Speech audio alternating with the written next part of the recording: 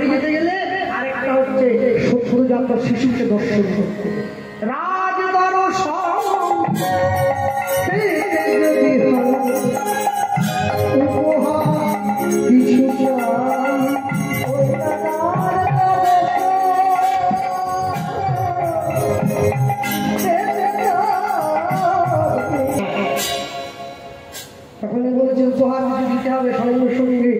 সুদামার স্ত্রী নগরে বেরিয়ে চার মতো খুদের কণা ভিক্ষা করে এনে চোখের জল দিয়ে চারটে খুদের নাড়ু বানিয়ে সুদামার হাতে দিয়েছে গোবিন্দ সেবার জন্য উপহার দিচ্ছে। চারটে খুদের নাড়ু, চারটে নাড়ু ধর্ম অর্থ কাম মোক্ষ চারটে হাতে দিয়ে সুদামা সেই নাড়ু গুরুত্বগুলো চারটে নাড়ু নিয়ে এইবার গোবিন্দ দর্শনে যায়। হ্যাঁ হ্যাঁ গোবিন্দ দর্শনে যাচ্ছে, গোবিন্দের সঙ্গে সাক্ষাৎ হয়। কোথা কৃষ্ণ মুরারি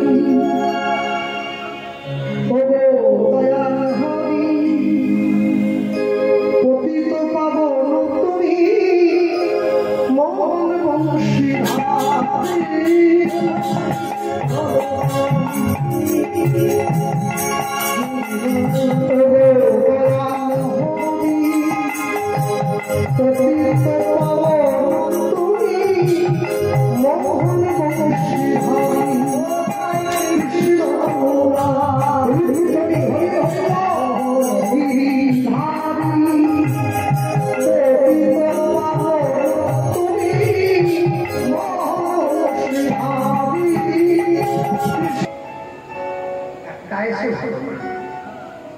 মাটিতে হলে ভালো হতো, ঠোঁট কীর্তন মাটিতে হয়।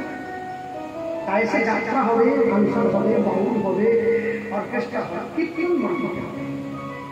কেন কীর্তন যে গাইবে তার সঙ্গে শ্রোতা ভক্তের যত নিবিড় সম্পর্ক তত কথা বলতে শুনতে হবে।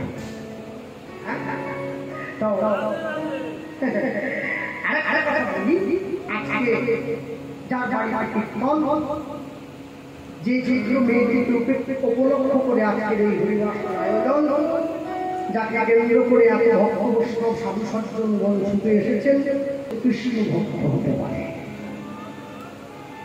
কৃষ্ণ ভক্ত হলেও ডাক্তার হওয়া যায়, কৃষ্ণ ভক্ত হলেও ইঞ্জিনিয়ার হওয়া যায়। আগে ভক্তি অর্জন করতে হয়, ভক্তি ভক্তের কাছে গেলে পাওয়া যায়। স্কুল কলেজে মন্দিরে ভক্তি পাওয়া যায় না, এটা ভক্তের কাছে পাওয়া যায়।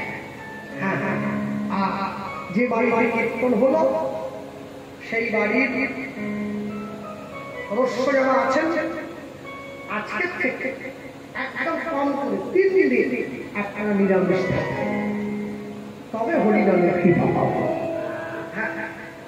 আরেকটা জিনিস আপনারা করেছেন কিনা আমার জানা নেই, যদি করেন তাহলে খুবই ভালো, আর যদি না করেন মনে করিয়ে দিই, এই যে বৈষ্ণব সেবা হচ্ছে, ভক্তরা সেবা করছে, ওই ভক্তরা উঠে যাওয়ার পরে একটু বুদ্ধি করে চলতে হবে, বুঝলেন? একটু বেশি করে ভক্তদের পাতায় অন্ন দিয়ে দিতে হবে, পেটে না। এবারে বেশি দিয়ে দিলেন তো পেয়ে উঠে যাবে, থেকে যাবে, সেই অন্যের দাম বাড়ির লোকেরাও গ্রহণ করবে, ছোট শিশু তার মুখে উঠে। এই কৃষ্ণ ভক্তি আসছে।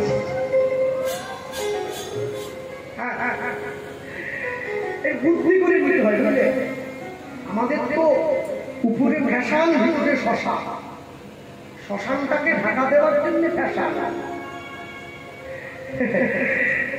বৈষ্ণবেতে হয় যদি ক্ষুদ্র অপরাধ মহামহ ভজনেতে পড়ে যায় বা লবণবিহীন যেমন ব্যঞ্জনের স্বাদ।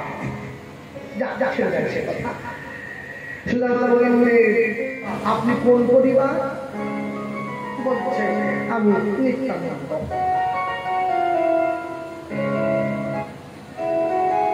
ভজনটা বড় হাল, আমাদের শ্যামানন্দী, আমাদের ভজনের ব্যাপারটাই আলাদা।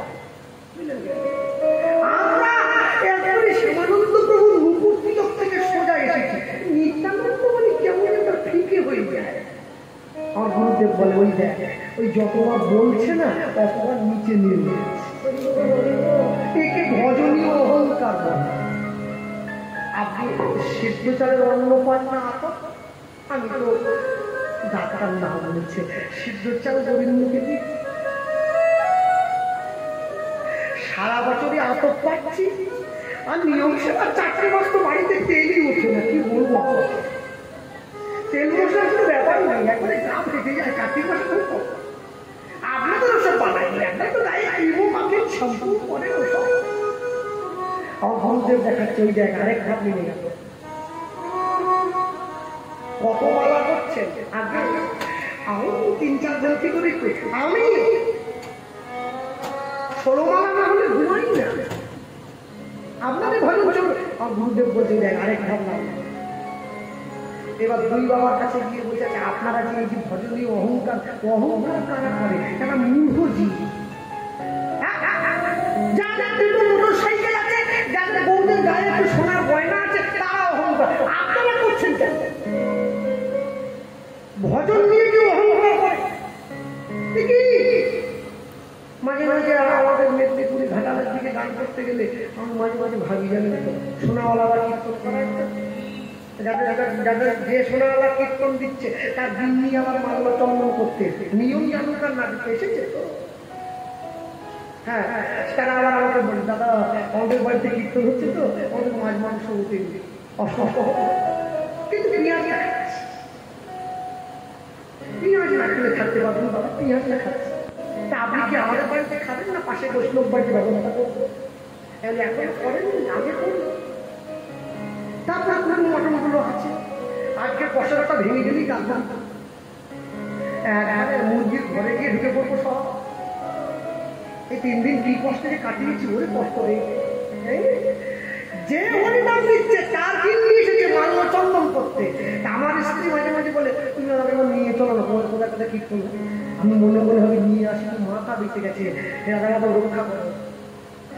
ও যদি আসতো আমাকে দেখিয়ে বলতো, দেখে সে ও কেমন করে নিজের স্ত্রীকে সোনা পড়াতে হয় দেখে সে ওকে দেখাতো। ওই যে এসেছে সোনা আলার বলতো, যেখানে দরকার সেখানে তো করেইছে, যেখানে দরকার নেই সেখানেও করে নিয়েছে। কানে একটা করতে হবে শোনা, সে ঠিক আছে, এত এরকম মাথা দুলে ঘাড়ে গিয়ে লাগতেছে, এত বড় কানে উপর দিয়ে আবার করেছে এর উপরে ঘুরিয়ে, ওটা দরকার নেই তবু করছে। শোনাতে নাকি কলি আছে বলে শোনা যায়। হ্যাঁ, আমি মাঝে মাঝে বাড়িতে গিয়ে বলি ওগো একটু হরিনাম করো, সে নাহলে করলুম ক্ষণে, কিন্তু এই যে রাত থেকে কীর্তন করছো, দুর্গা পুজো এসে যাচ্ছে, একটা জামদানি যদি আমদানি না হয় মনটা খারাপ। হরিনামের সঙ্গে জামদানির সম্পর্ক কি? আমি তো এটাই আজ পর্যন্ত বুঝে পারবো রে। মানুষ কত চালাক তুই জানিস? কেন মরে যাওয়ার পরে না এই জামাটা দিয়ে দেবে, বলে এইটা পরে কীর্তন গাইতো, এটা দে মরার ছোঁয়া, এই কাপড়টা দিয়ে দেয়, বলে মায়া পড়ে গেছে এটা দিয়ে। যে বিছানায় শুয়ে মরেছে বলে ওটা আগে দে, মরার ছোঁয়া। ওই বিছানায় যে সবে তারই ঘাড়ে চাপবে। পাড়ার লোক এসে বলছে তাহলে বৌমা সোনার আংটিকে পরে তোমাদের কর্তা গাইতো, বলে ওটা দিবনি, সোনায় দোষ নেই, তুলে নিচ্ছি। 92,000 টাকা ভরি সোনা কেউ দেয় এখন? 1,10,000 একটা ফুটো মাটির কলসি দেয়, কেন বুড়ো বয়সে ঘুরেছে তো, বসে জল খেতে পারবে না, ফুটো করে দিয়েছে, শুয়ে শুয়েই খাবে, শুয়ে শুয়েই খাবে। আমি সবাইকে খারাপ বলবো না, আর ব্রাহ্মণ হয়েছে সে বলে যত বয়সে মরেছে অত বড় মাছ চাই, সাতটা করে মাছ দিই। আবার মাছ দেওয়া এই ছেলেটাকে দেখছে এবার খোল বাজিয়ে আমার দলে গান করে, ওর বাবা মারা গেছে। আমি বললাম আমি তো সাধ্য বাড়িতে কিছু খাবো না দাদা, তবে সাধ্য হয়ে যাবার পরে আমি যাবো, তাই তুমি এলেই হবে। আমি বিকেলবেলা মাকে নিয়ে গেলাম, দেখি বামুন ঠাকুর টলিতে স্টিলের খাট বান দিচ্ছি। আমি বললাম কি ব্যাপার, তুমি বামুন ঠাকুরকে খাট দিলে? এদিকে বলছে দিন চলে নি। ও বলছে বামুন ঠাকুরকে নেবে, আমার বাবা স্বপ্ন দিয়েছে বলাই থেকে একটা খাট দেবে, তুই সেই খাটে শুয়ে ঘুম। আরে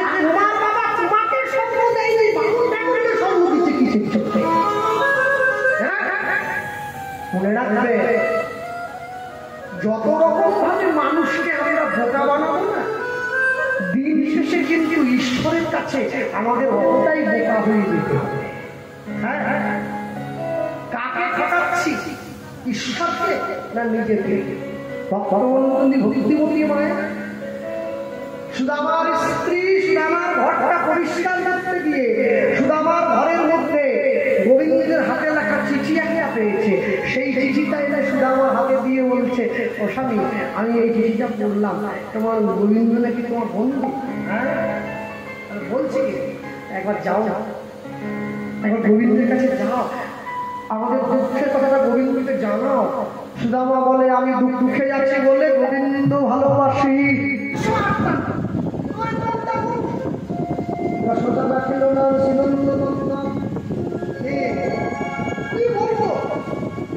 বেশিরভাগ লোক আমাকে কৃষ্ণ বলেই ডাকে। তুমি কৃষ্ণ? ঠিক আছে।